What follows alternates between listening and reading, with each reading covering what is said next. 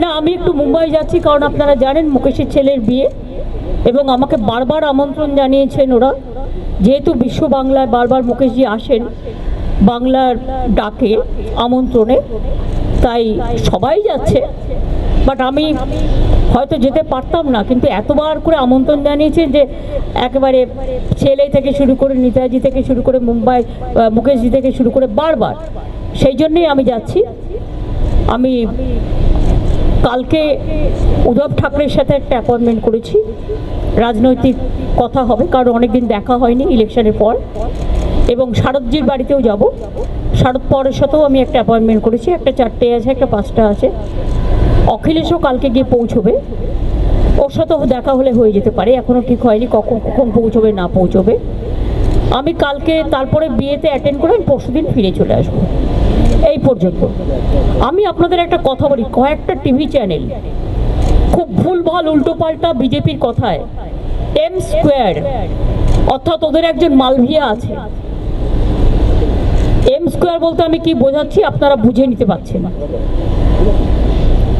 যা কীর্তি করেছে, কীর্তি ও কেলেঙ্কারি, যা বাংলা সংস্কৃতিতে খাপ খায় না, বাংলা কেন দেশেরও নয়। 2021 সালের একটা ঘটনা নিয়ে কোনো একটা টিভি চ্যানেল, যদিও এটা মুকেশজির TV channel, I am sorry to say, এখানে আমি কোনো কম্প্রোমাইজ করি না। 21 সালের ঘটনা নিয়ে আমার ইলেকশন ড্যামেজ করবার জন্য গত 72 ঘন্টা ধরে একতরফাভাবে একই নিউজ দেখিয়ে গেছেন, অথচ সেই সময়টা অর্জুন সিং ওখানকার এমপি ছিলেন, এবং যারা করেছিল তারা কিন্তু অ্যারেস্ট হয়ে এখনো জেলে আছে। যেমন আমি আজকে একটা ঘটনা দেখলাম ভাইরাল করছে, রানীবাদে একজন মারা গেছে, সব মৃত্যুই দুর্ভাগ্যজনক। আমি খোঁজ নিয়েছি, নিয়ে জানতে পারলাম ওটা একটা ফ্যামিলি ম্যাটার, পার্সোনাল এনিমিটি, সেটাকেও ইট ইজ নাথিং পলিটিক্যাল।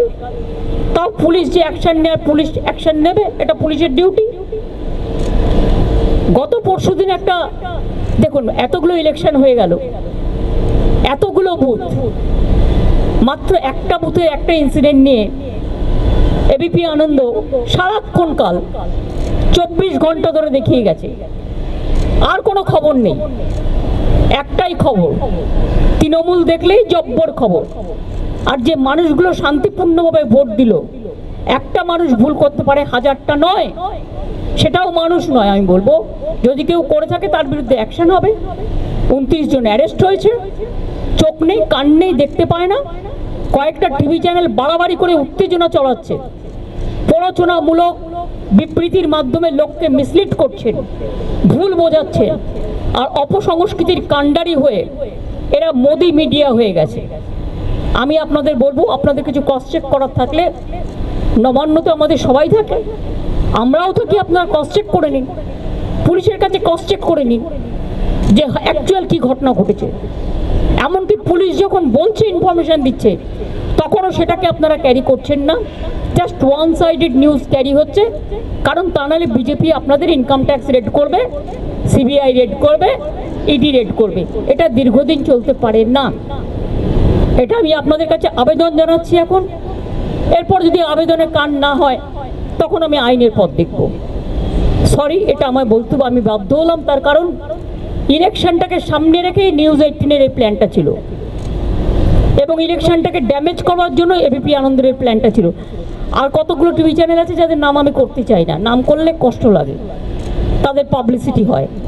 আমি সরি, আমি তাদের বলতে চাই না। থ্যাংক ইউ, ভালো থাকবেন সকলে, আমার টাইম হয়ে গেছে তাই আমি যাচ্ছি। সকলে সুস্থ থাকবেন, ভালো থাকবেন। আমি চাই উল্টোরথ এবং মহরম সব কিছু শান্তিপূর্ণভাবে হোক, যাতে কোনো অসুবিধে না হয়। এটা সব, আজকে আমি আর কোশ্চেনের উত্তর দিতে পারছি না, বিকজ আই এম